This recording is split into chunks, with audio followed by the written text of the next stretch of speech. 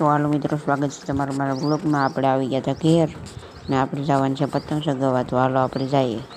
પછી આપણે ભાઈ કે બીજાને મળીએ પહેલાં ટાયાની પતંગ ચગાવવા.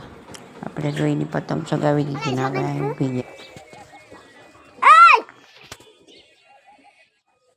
પછી તો આપણા પુરાડ્યું જ નાખવા માંડ્યું. મેં કહી દીધું પતંગ ઉતાર નાખી, શાંતિ રાખજે. પછી આપણે ભાઈ કે આપણી પતંગ લઈને બીજાની મેળીએ પતંગ ચગાવવાની. જો આપણો દોરો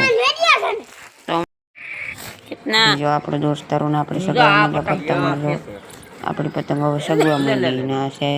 હવે આપણે સગાઈ હું વિડીયો બંધ કરીને